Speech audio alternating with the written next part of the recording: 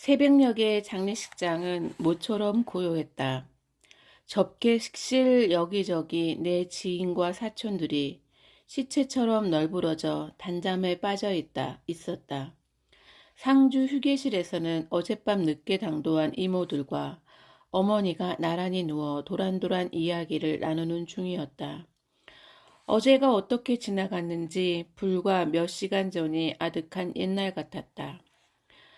하기야 어제와 오늘은 확연히 달랐다. 아버지가 존재했던 날, 그리고 더 이상 존재하지 않는 날, 나로서는 최후의 새로운 하루가 시작되고 있었다. 박한우 선생이 누군가와 함께 가만히 문을 열고 들어섰다. 박 선생은 어제도 이런저런 사람들과 함께 십수 차례 다녀갔다. 아버지 가는 길 절대 외롭게 하지 않겠다 작정이라도 한 듯 했다.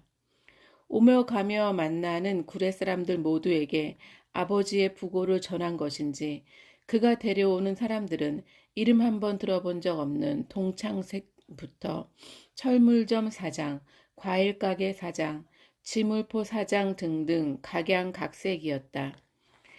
그는 남모르는 사람 옆에 서서 이미 한 조문을 몇 번이고 또 하고는 조용조용한 목소리로 내게 소개했다. 그 중에 그런 이도 있었다. 인양방 큰놈이 깡패였는데 자네 아버지가 오야붕하고 단판을 짚고는 빼내왔다네. 광주 있으면 또 어찌 될란가 모른다고 강화도 어디 화원에다 취직을 시켜갖고 지금은 건실하게 잘 산다앙마. 아버지가 무슨 수로 깡패 두목과 단판을 지었을까? 생각해보니 언젠가 서방파의 1인자라나 2인자라 나와 함께 감옥살이를 한 적이 있다는 말을 들은 기억이 났다. 안면이 있으니 찾아갔겠지. 그러고 보면 감옥도 하나의 세상일지 몰랐다. 거기서도 누군가를 만나고 누군가와 사연을 쌓고 누군가를 좋아하기도 하고 미워하기도 할 테니 말이다. 아버지가 광주교대소에서 잠깐 만난 무등산 타잔 이야기를 한 적이 있다. 가난했던 그의 가족은 무등산 중턱에 무허가 집을 지었고 철거 반원들이 그 집을 불태운 뒤 거동조차 불편한 동네 사람들의 집에 불을 지르려 하자 순식간에 장정넷을 망치로 때려 죽였다. 아버지는 그가 사형장으로 향하는 모습도 두 눈으로 봤다. 아버지가 본 사형수 중 유일하게 울지 않고 쫄지 않는 사람이었다. 그가 담담하게 죽음을 맞았노라고 아버지는 담담하게 방점을 찍어 말했다. 내가 별 반응이 없자 아버지가 덧붙였다. 사람이 덤덤하게 죽음을 맞이하기가 쉬운 중 아냐? 총소리만 나면 꿩 새끼 마냥 대가리부터 바우 밑으로 디미는 사람도 있어야. 걔가 김대 출신이었는데 똑똑하거나 말거나 죽음 앞에 장사 있가니? 대가리만 숨기면 뭐한데? 궁딩이랑 허벅지랑 벌집이 돼갖고 즉사했는데. 행맹가란 놈도 그랬는데 흥숙이 걔는 사형장으로 끌래감시롱도 덤덤하더란께. 하기사 걔는 노상 자기는 사형장에도 못 갚을 죄를 졌다고 그랬어야. 목에 밧줄을 거는디 시상 편안한 표정이었단다. 쬐까라도 죄를 갚는다 생각해서 그랬겠지. 지는 팬이 갔는디 우리는 걔가 아까워 죽겠더라. 아버지는 죽음 앞에서 담담했을까? 인간의 시원은 뭔지, 누구라도 언젠가는 그 시원으로 돌아가야 하는 것이 불변의 과학이라 생각하는 사람답게 담담하게 맞이했을 것 같고 아는 것은 머리요. 정작 죽음이 닥쳤을 때는 머리만 바위 밑으로 뒤밀었다는 김일성대 출신의 엘리트처럼 공포에 떨었을 것 같았다. 뇌출혈이었으니 죽음을 두려워할 순간조차 주어지지 않았을지도 모른다. 어머니 말에 따르면 전봇대에 머리를 박고 병원으로 실려간 아버지는 이내 정신을 차렸다. 한두 시간 누워서 경과를 본 후에 퇴원하라는 게 병원의 유일한 조치였다. 침상에 누워있던 아버지는 느닷없이 벌떡 일어나 집에 갈라내 헛소리를 하고는 순식간에 정신을 놓았고 순천 가는 구급차 안에서 정신이 없는 채로 어머니의 손을 잡은 게 마지막이었다. 손을 잡은 건 두려워서였을까? 아니면 담담한 인사였을까? 박 선생이 새벽부터 데려온 조문객의 등을 내 쪽으로 밀며 말했다. 어이 인사하소. 자네도 조성철 선상님 알제? 그냥반 장남이시네. 밤차 타고 왔는디 얼른 가봐야 한다고 여서 일찍 왔네. 만난 적은 없지만 소선생 덕분에 나는 감옥에 있는 아버지를 철창 너머가 아니라 교도소장의 방에서 만날 수 있었다. 소장은 아버지와 어머니의 은사였다. 두 사람을 중매한 사람이기도 했다. 소 선생은 전쟁이 나기 전 어느 날 아버지와 다른 제자 한 명을 불러 밥을 샀다. 내 제자들 중 누구가 최고다. 근께 서로 돕고 지내거라. 아버지는 물론 좌익이었고 다른 제자는 우익이었다. 좌익 세상이 되면 네가 자를 봐주고 우익 시상이 되면 네가 자를 봐줘라. 좌익 세상은 꿈처럼 짧게 끝나 아버지는 소선생의 다른 제자를 봐줄 기회가 없었다. 우익 세상에서 공화당 3선 의원을 지낸 제자는 은사의 당부를 잊지 않고 여러 차례 아버지의 편의를 봐주었다. 교도소장의 방에서 특별 면회를 할 수 있었던 것도 그의 도움 덕분이었다. 워낙 혹독한 전쟁을 경험한 그 시절에는 이런 인간미가 흔했던 것인지 아니면 소 선생이 워낙 좋은 선생이라 좋은 제자를 둔 것인지는 모르겠다. 아무튼 그런 시절이 있었다. 소 선생의 장남 이야기를 아버지로부터 자주 들었다. 집에 좋은 생선이 있는 날은 어김없이 그가 다녀간 날이었다. 수협의 임원급이라는 그는 간혹 일이 있어 여수에 올 때면 꼭 구례에 들러 구례장에서는 볼 수조차 없는 사람 키만한 갈치며 민어, 서대 등 속을 한 박스씩 떨구고 갔다. 생선만 준 게 아니다. 때때로 용돈도 줬다. 언젠가 어머니가 20만 원이 든 봉투를 하염없이 바라보았다. 오래전이었으니 꽤 큰 돈이었다. 팽상 이만한 돈을 너만티 공으로 받아본 적이 없어야 어찌하였으나 평생 도망 다니고 감옥에 있느라 은혜조차 갚은 바 없는 제자를 스승의 아들이 찾아오는 이유를 나는 묻지 않았다. 내 부모에게는 물어도 이해할 수 없는 일들이 너무 흔했다. 그러나 묻지 않는 이유는 그 때문이 아니었다. 알고 싶지 않았다. 알면 내 빚이 될까봐. 아버지는 누군가의 목숨을 살리기도 했지만 누군가의 덕으로 살기도 했다. 빨치산들끼리 속임말이라도 하고 살라며 어머니 아버지를 중매선 소선생은 결혼식은커녕 단칸방 하나 구할 여력이 없던 제자 내외를 위해 자기 집 문갓방을 내주었다. 세상에 다시 없을 선생은 일찍 떠났고 그 아들이 대를 이어 세상에 제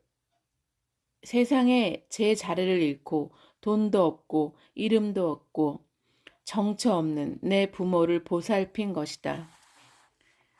내 부모가 이 은혜를 갚기란 진작에 튼터 자칫하면 은혜 갚기가 내 몫으로 오롯이 남을 판이었다.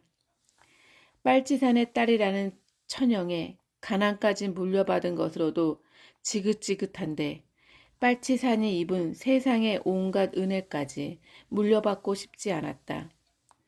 그래서 나는 부모의 대화에 자주 등장하여 분명 몇 번이고 들었을 소선생의 장남 이름을 기어코 기억에 남기지 않은 것이었다. 그래봤자 세상은 절대 호락호락하지 않다. 오늘 그는 방명록에 이름을 남길 것이고 나는 간혹 그 이름을 들여다보게 될 것이며 그때마다 내 아버지가 입은 은혜를 나날이 뼛속 깊이 각인시킬 밖에는 도리가 없을 것이었다.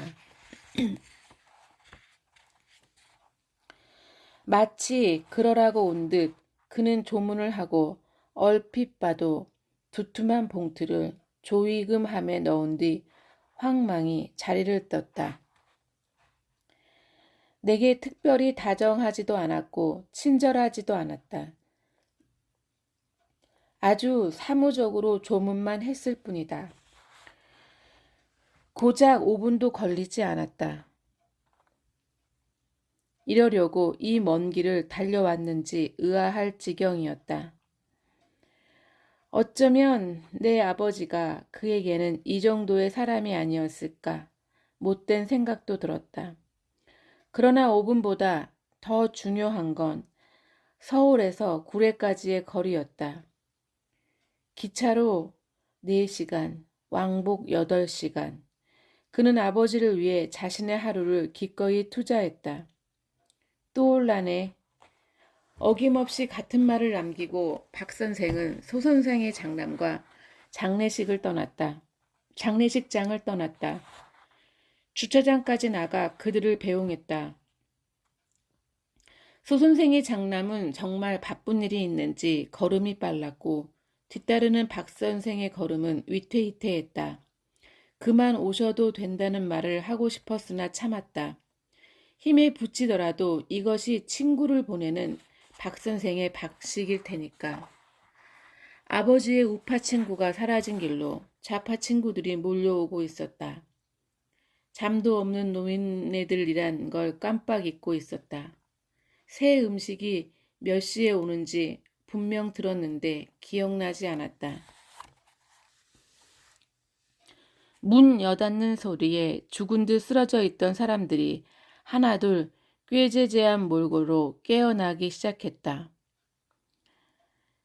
어제 종일 음식을 담당했던 큰집 언니들도 부스스 눈을 떴다. 노인네들이 우 몰려들자 막내 언니가 황급히 냉장고 앞으로 달려갔다. 아이, 밥이랑 육개장은 쪼까 있는데 이걸로 우선 상을 차리끄나? 때마침 조리실과 연결된 문이 활짝 열렸다. 떡집 언니였다. 언니가 커다란 들통을 내려놓았다. 전복죽 쪼까 끓여왔어라. 연세 있는 노인 손님들이 많아서 암만 해도 일찍 잡술컷 맨키라 서둘렀는디 까딱했으면 늦었을 끄마요. 넉넉하게 끓여왔은께 같이들 잡수시오. 오늘 묵을 것은 8시 거정은 온다네요. 어제도 어머니 저녁으로 깨죽을 챙겨주고 늦게야 퇴근했는데 언제 장을 보고 전복죽을 끓여왔는지 모를 일이었다. 아리, 누군디 이리 지극정성이다냐. 떡집 언니는 사촌들이 알아 좋을 일 없으니 아무 말 하지 말라고 했지만 그러려면 자기도 모르는 사람 상 치르듯 했어야지. 들통이 안 날래야 안 날 수가 없었다. 엄마 친구 딸 평소에도 반찬 챙겨다 주고 그랬어요. 어머니가 일찍 돌아가셔서 엄마를 자기 엄마처럼 모시나 봐. 아이고야, 들통을 열던 언니가 탄성을 내질렀다. 전복이 반이다야. 이 안 좋은 노인네들 있을까비 전복을 싹 다 갈았는갑다. 묵기 좋겠다. 어제 남은 밑반찬에 전복죽으로 아침상을 차렸다. 전복죽은 인기 만점이었다. 상갓집에서 전복죽 묵어보기는 난생 처음이네. 소년 빨치산이 만나게 전복죽 한 대접을 뚝딱 해치우고는 말했다. 주방에서 일하시는 분 어머니가 래포 오셨대요. 엄마 친구셨고요. 근께 글제 어쩐지 겁나게 만나더라니. 래포의 딸이 끓였다고 맛있기야 하겠는가. 남다른 손맛에다 무엇에든 정성스러운 언니의 마음이 담겨 맛있을 터였다. 동지의 딸이 끓인 전복죽이니 빨치산들에게는 남다른 맛이기도 할 것 같았다. 평생 떡 만들며 살아온 언니가 동지는 아니니 이 전복죽이 동지의 발로는 아니었다. 그러나 어찌됐든 가난한 빨치산의 장례식에는 날고 기는 사람들의 장례식에도 없을 전복죽이 있다. 어쩐지 마음이 언니가 뽀따하게 끓여온 전복죽처럼 뽀따해지는 느낌이었다. 어제는 깨죽을 반 넘게 남겼던 어머니가 이모들과 함께여서 그런지 전복죽 한 대접을 말끔히 비웠다. 종일 앉아있는 것만 해도 버거울 어머니였다. 나는 이모들에게 부탁해 어머니를 집으로 모시게 했다. 내일 화장장이며 장지까지 가려면 몇 시간이라도 눈을 붙여야 했다. 줄초상을 치를 수는 없었다. 집에 가려던 어머니가 떡집 언니를 불러달라고 했다. 언니는 젖은 손을 앞치마에 닦으며 한다름에 달려왔다. 언니를 보자마자 어머니 눈가가 촉촉해졌다. 어머니는 언니의 손을 잡고 하염없이 토닥거렸다. 나가 자네 덕에 제우 살았네. 납땜시 끼니 마동 힘들제. 이 하던 일하랴 죽 끌어대랴. 이 은혜를 어찌게 갚아야 쓸란가 모르겠네. 아이고 무슨 말씀이시대요. 아짐 헌태만 근 것이 아니고 속 안 좋다는 상주들 있으면 간혹 꺼내줘라. 매번 느끼는 것이지만 언니는 말을 참 예쁘게도 한다. 내가 저런 말을 할 줄 알았다면 지금쯤 정교수가 되고도 남았을 것이다. 내 말에는 칼이 숨어 있다. 그런 말을 나는 어디서 배웠을까? 아버지가 감옥에 갇힌 사이 나는 말 속의 칼을 갈며 견뎌냈는지도 모르겠다. 나가 자네 속을 모르겠는가. 고맙네. 참말 고맙네. 어머니가 몸을 일으키려 하자 언니가 재빨리 겨드랑이 밑으로 양손을 넣어 부축했다. 내가 부축할 때와 달리 어머니는 쉽게 일어섰다. 걸음을 떼기 전 어머니는 다시 언니의 손을 잡았다. 야가 공부만 했제 아무것도 모르네. 자네가 간혹 들여다봄시로 갈채주소에 자네가 여기에 있은께 내 마음이 이리 편하네. 어머니가 이모차에 오르며 내게 말했다. 아이, 무엇이든 네 혼자 정하지 말고 언니랑 의논해라에. 언니 말만 들으면 자다가도 떡이 생긴께.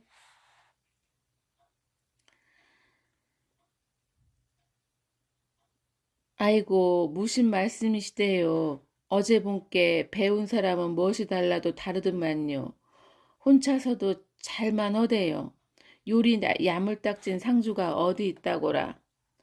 언니가 문 밖으로 흘러내린 어머니의 스카프를 잡아 나비 모양으로 예쁘게 다시 묶었다. 누가 보면 언니가 딸 같겠다 싶었다. 어머니가 떠나자마자 황 사장 사무실 문이 벌컥 열렸다. 지팡이가 먼저 보였다. 어제의 상위 용사였다. 아따 성님 여기서 계속 잡술랑께 거기는 뭐 하려고라. 언제 왔는지 상희 용사의 얼굴이 벌써 씨뻘겠다. 식전부터 술을 마신 모양이었다. 하기야 술꾼에게 시간이 대수리야. 술꾼은 시간을 뛰어넘는 자, 아니 어쩌면 시간에 못 박혀 끊임없이 그 시간으로 회귀하는 자일지 모른다. 작은 아버지가 그랬다. 조문 한 단계, 월남전에서 다리를 잃었다고 했으니 아마도 60년대 후반이나 70년대 초반, 원래의 다리보다 더 오래 다리 노릇을 해온 때문인지 노인은 지팡이를 능숙하게 움직여 비틀거리지도 않고 내 쪽으로 다가왔다. 아따 조문은 무신? 나랑 쇠즈나 마시장께? 다리 불편한 노인네를 확 낚아챌 수도 없는 노릇 황 사장이 어쩌지도 못하고 졸졸 뒤를 뒤따르며 다그쳤다. 왜 나는 배뚜공 따라잡던 사람인께 꼴갱이 조문하면 안 된다는 것이요? 나가 고상욱이 때려잡았간디? 들어가세요. 가서 조문도 하시고 식사도 하세요. 분기탱전했던 노인이 순순히 내 뒤를 따랐다. 노인은 절을 하지 않았다. 아니 하지 못했다. 아무데나 짚고 다니던 지팡이를 짚고 조문실로 들어온 노인은 바닥에 털썩 주저앉았다. 물끄러미 아버지 영정을 바라보던 그가 눈물을 흘리지도 않았는데 눈을 쓱 비볐다. 이제는 밖으로 흘러넘칠 눈물조차 남아있지 않을성 싶기도 했다. 노인이 품에서 무언가를 꺼내 바닥에 내려놓았다. 오래된 사진이었다. 내게 보여주려고 가져온 모양이었다. 무릎거부름으로 다가가 사진을 집어들었다. 누르스름하게 변색된 사진 속에서 3명의 남자가 팬티 차림으로 어깨동무를 하고 있었다. 섬진강 문척 나루터였다. 국민학교에 입학하기 직전에 나도 그 나루터에서 배를 타고 아버지를 따라 읍내 나들이를 하곤 했었다. 아버지가 하동댁 궁둥이를 두드린 날도 나는 입이 대빨이나 나온 채 이 나루터에서 배를 타고 집에 돌아갔다. 맨 오른쪽 수건을 머리에 늘어뜨린 남자를 나는 한눈에 알아보았다. 16쯤 됐을까? 젊디 젊은 아버지였다. 아니 아직 젊음을 꽃 피우기 전 수염도 나지 않은 소년 아버지였다. 내가 본 아버지의 사진 중에서 가장 젊은 모습이었다. 할머니가 무명천에 꿰매놓은 국민학교 졸업사진이 더 어릴 때이긴 하나 단체 사진이라 얼굴이 콩알만하여 나는 이날 이때껏 아버지를 찾아내지 못했다. 가운데가 우리 성이요. 상욱이 성이랑 둘이 엄청 실이 친했어. 맨날 붙어 다녔은께. 나도 만날 성들을 쫓아댕겼는데 근데 인자 성 얼굴이 생각이 안 나.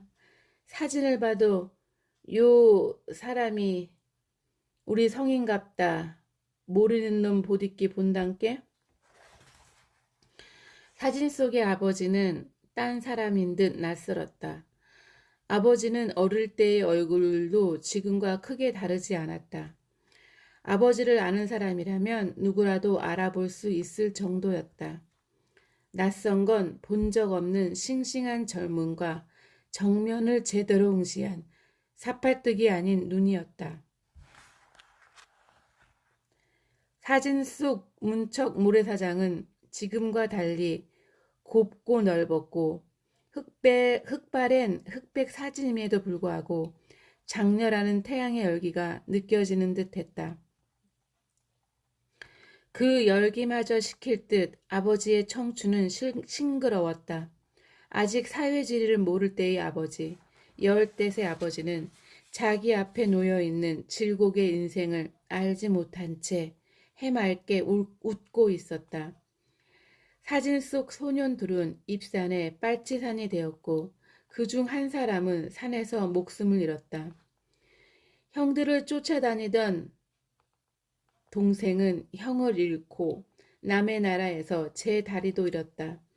사진과 오늘 사이에 놓인 시간이 무겁게 압축되어 가슴을 짓눌렀다.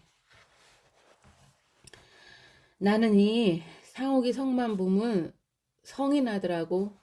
감옥에 가고 고생은 했겠지만 그래도 지는 살아있은께 살아서 게른도 하고 새끼도 보고 희껏 머리도 남시로 늙어간께 나는 우리 성 늙어가는 것도 못 봤는데 지는 자꾸 내 앞에서 늙어간께 내 부모는 평등한 세상이 곧 다가오리라는 희망을 품고 산에서 기꺼이 죽은 사람들을 늘 부러워했다. 쭉정이들만 남아서 겨우겨우 살고 있노라 한탄을 하기도 했다. 그런데 누군가는 그런 삶이 부러워 미흡기도 했던 것이다. 어느 쪽이 나은지는 모르겠지만 나는 그의 마음을 짐작은 할 것 같았다. 나는 전혀 알지 못했던 내 아버지의 청춘이 담긴 사진을 그에게 건넸다. 그는 말없이 자리에서 일어나 지팡이를 집었다.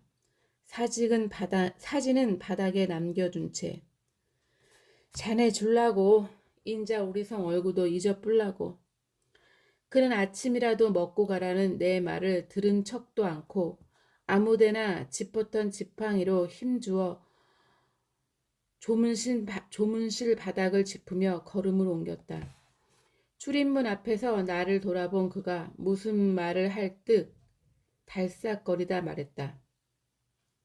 또 올라네. 여기 사람들은 자꾸만 또 온다고 한다. 한 번만 와도 되는데 한 번으로는 끝내지지 않는 마음이겠지. 미움이든 우정이든 은혜든 즐기고 질긴 마음들이 얽히고 설켜 끊어지지 않는 그 마음들이 나는 무겁고 무섭고 그리고 부러웠다. 술이 불쾌한 상태로도 지팡이를 다리처럼 자유롭게 쓰는 그의 뒷모습을 오래도록 바라보았다. 미련 없이 잘 자라는 듯 오늘도 날은 화창했고 미련 없이 잘 가라는 듯 오늘도 날은 화창했고 도로변에는 핏빛 연산홍이 불타오르고 있었고 허벅지 아래로 끊어진 그의 다리에서 새살이 돋아 쑥쑥 자라더니 어느 순간 그는 사진 속 그의 형보다 어린 소년이 되어 다른박질을 치기 시작했다. 오전 10시 염이 시작되었다.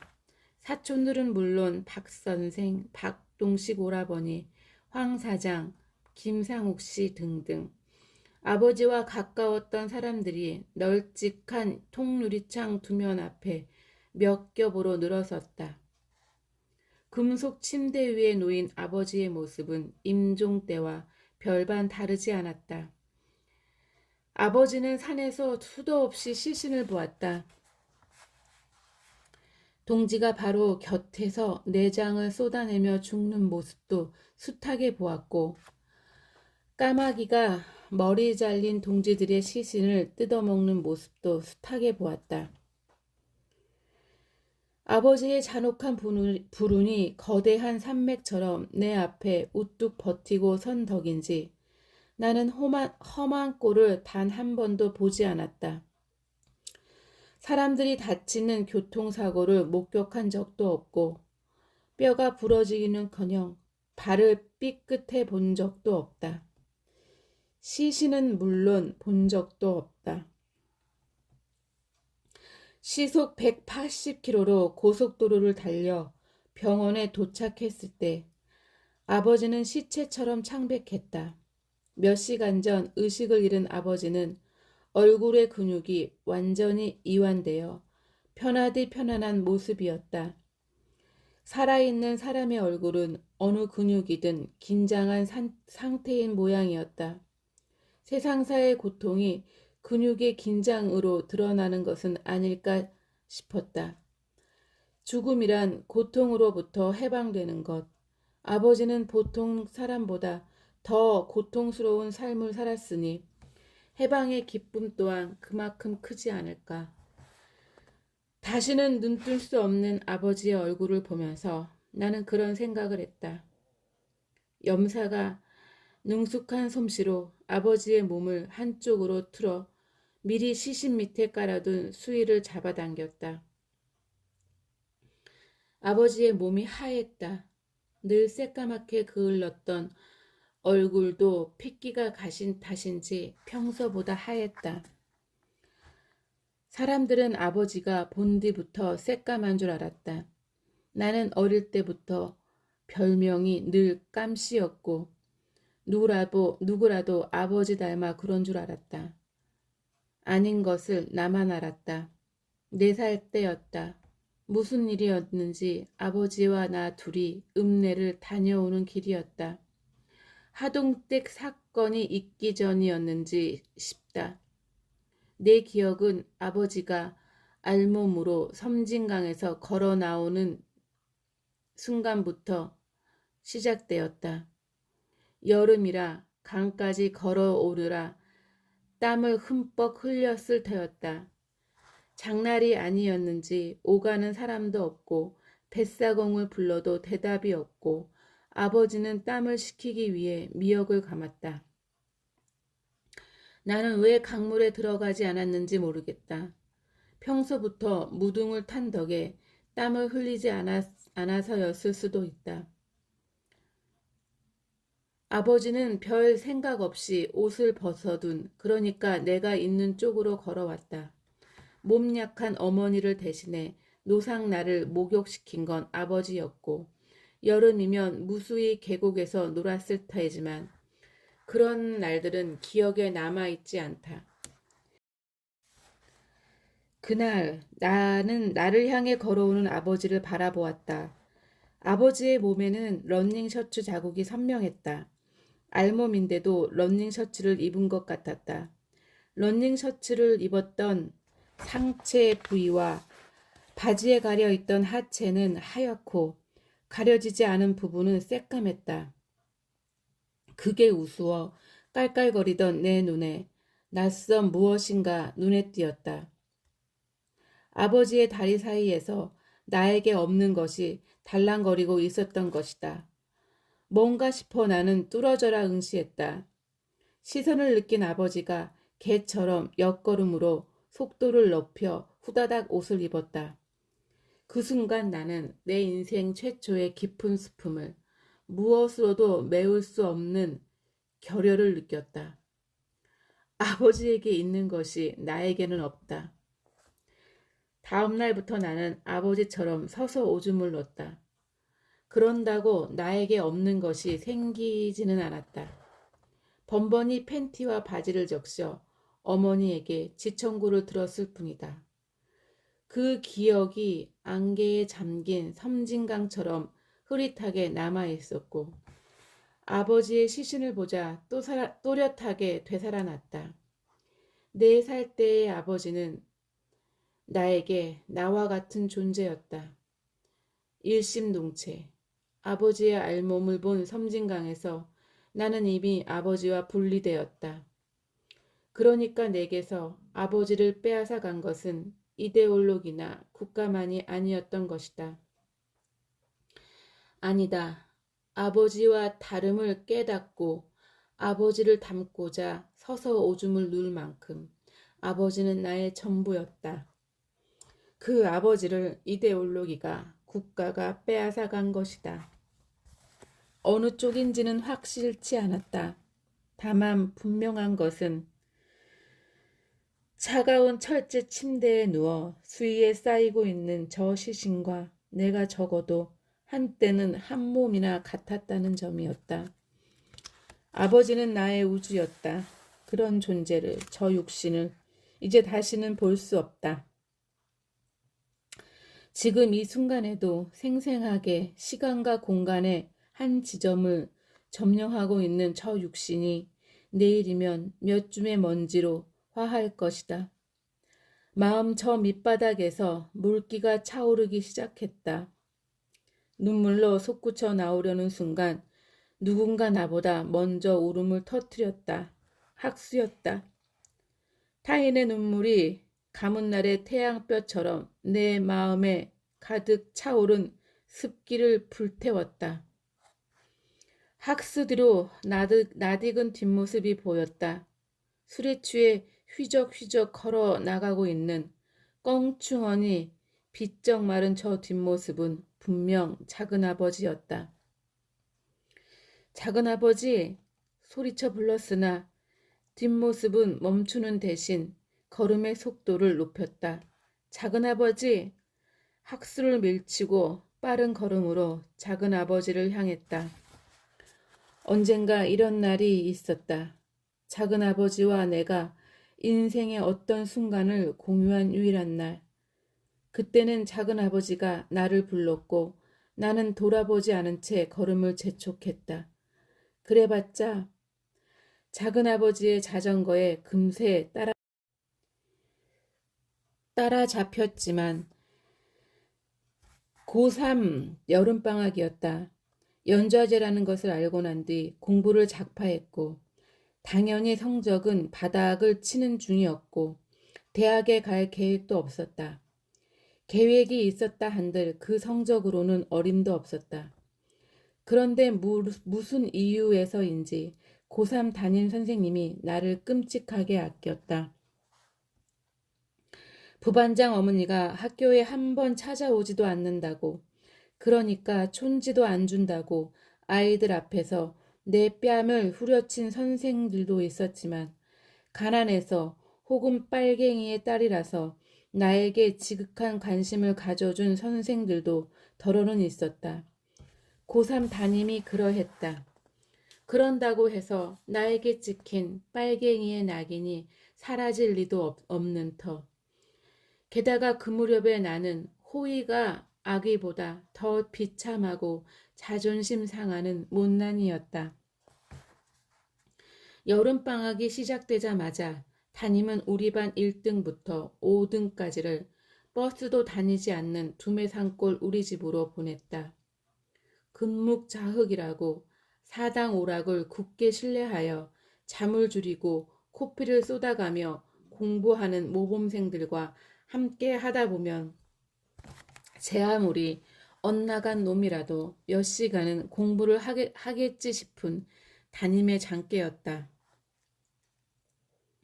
몸 약해 우리 세 식구 밥도 겨우 하는 어머니가 담임의 꼬임에 홀랑 넘어가 그 여름 고생을 자처했다.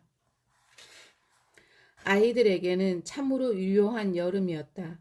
그때만 해도 앞뒤 문만 열어놓으면 산골의 여름은 선풍기 없이도 서늘했고 반내골은 개울 외에는 어떠한 여가 활동도 허락하지 않는 첩첩산중이었으니까. 아이들은 정말 눈에 불을 켜고 공부했다. 이런 걸 두고 형설지공이라 하는구나. 나는 감탄만 했다. 엄마는 종일 텃밭과 수도가와 아궁이를 오가며 때 아닌 하숙생들 삼시세끼 챙겨 먹이느라 밤마다 끙끙 앓았다. 나는 그 소리를 자장가 삼아 잠들고 아이들은 그 소리에 선잠에서 벌떡 깨어 다시 책을 펼쳐들었다.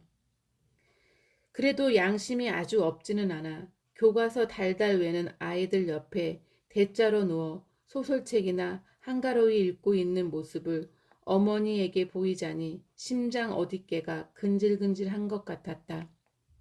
그래서 나는 아침밥을 먹고 나면 소설책을 몇 권 들고 밤밭으로 향했다.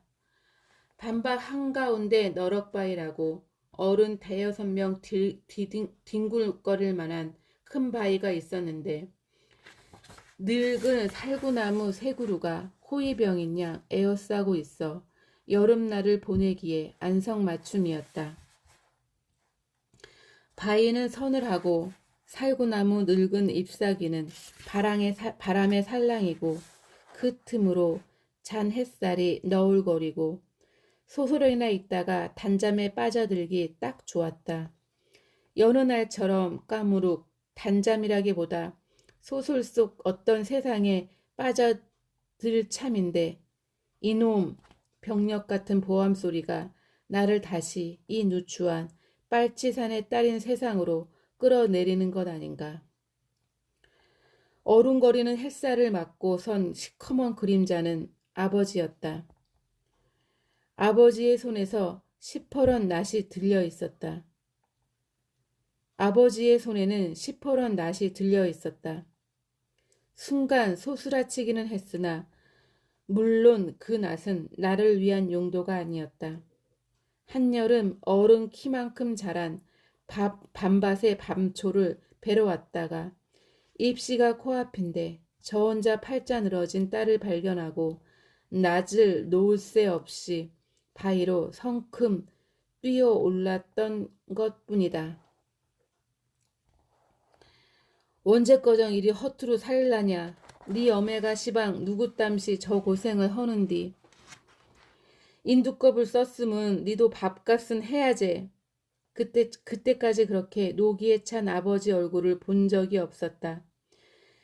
역시 소스라치기는 했으나 녹이라면 나도 아버지 없는 동안 쌓이고 쌓여 만만치 않았다. 네 집 개가 짖냐는 나른한 그 여름의 참으로 적절한 표정을 얼굴에 덧입힌 채 나는 손에 쥐고 있던 소설책을 느릿느릿 눈높이로 들어 올렸다. 순간 아버지의 낫이 책의 귀퉁이를 베며 눈앞으로 스쳐갔다. 농사 일은 젬병인 양반이 그날따라 낫을 갈고 갈았는지 오만과 편견의 견자 중 녀와 니은이 싹둑 베어 나갔다. 베인 것은 글자만이 아니었다. 뭐랄까 아버지와 나를 잇고 있던 세월 지날수록 얇아진 어떤 인연 혹은 마음의 끈이 싹둑 잘려나간 것 같았다. 나는 천천히 몸을 일으켰다. 그러면서 생각했다. 아버지는 낫을 휘둘러서는 아니 되었다. 밥값을 하라고 해서도 아니 되었다. 아버지가 해야 했던 것은 빨치산의 딸로 살게 해서 미안하다는 진정한 사과였다. 참고로 나는 아버지와 달리 싸움에 제법 재주가 있다. 그래봤자 평생 3번 싸웠지만 어쨌든 그 3명의 상대는 처참하게 KO패 당했다. 아버지는 분노한 사람에게 진정을 하라고 다독이지만 나는 분노한 사람의 분노를 끌어올린다. 제분에 못 이겨 울음을 터뜨리거나 발광을 할 때까지. 나는 그 울음을 발광을 참으로 침착하게 평소보다 더 평온한 상태로 응시할 뿐이다. 그 차분한 응시가 보태지면 상대들은 대응할 힘을 잃는다. 그날의 아버지가 나에게 참패한 3명 중 1명이었다. 몸을 일으킨 나는 발치에 놓인 몇 권의 책에 시선을 던졌다. 다 어디선가 빌린 책이었고 먼 길을 떠날 때 가져갈 만한 책도 아니었다. 나는 그 여름 나의 은신처였던 늙은 살구나무 3그루를 일별하고는 천천히 기지개를 켰다.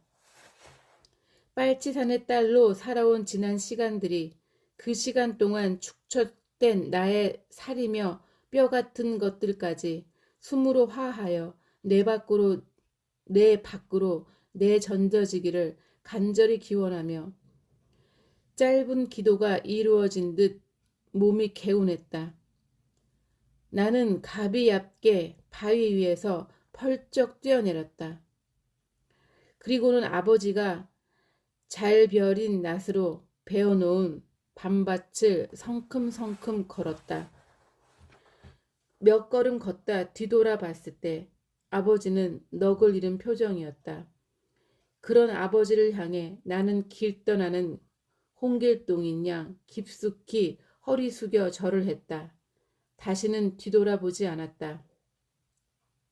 읍내까지 걸어서 2시간.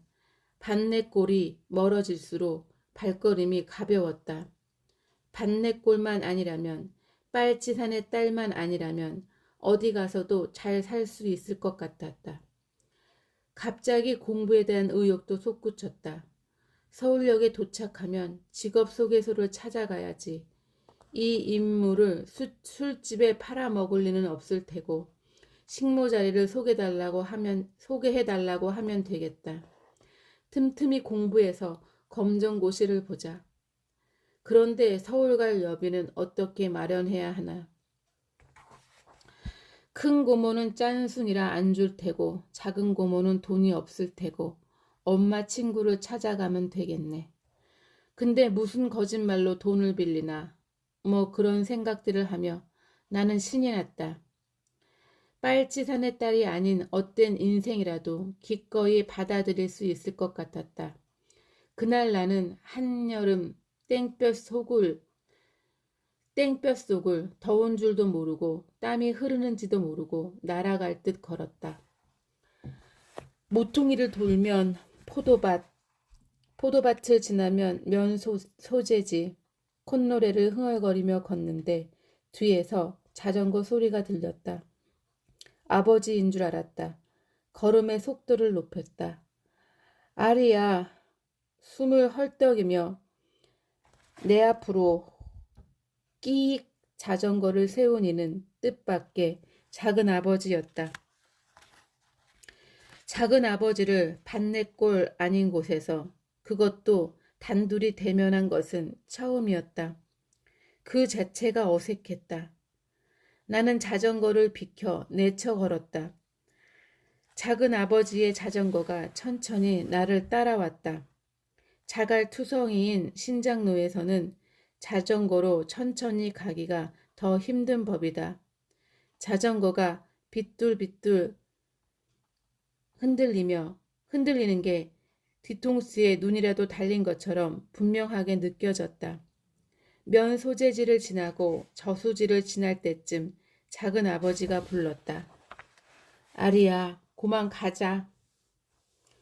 들은 척도 않고 걷기만 했다. 어쩌겠냐, 가야제.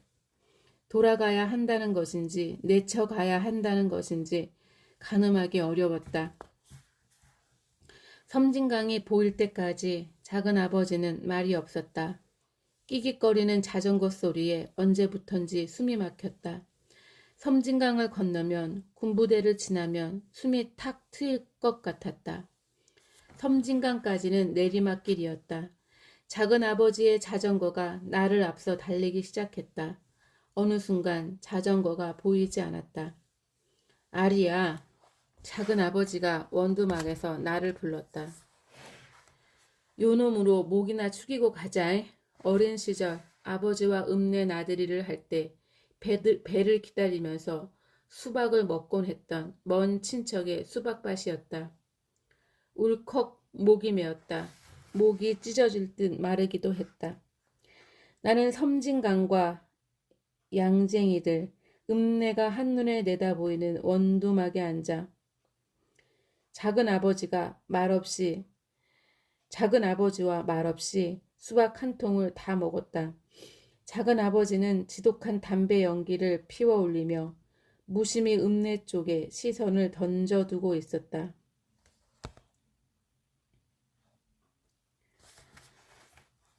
저 질이 암만 가도 끝나들 아내야. 아, 작은 아버지도 나처럼 이 길을 따라 떠나고 싶었구나. 떠나려고 이 길을 걸어와 봤구나.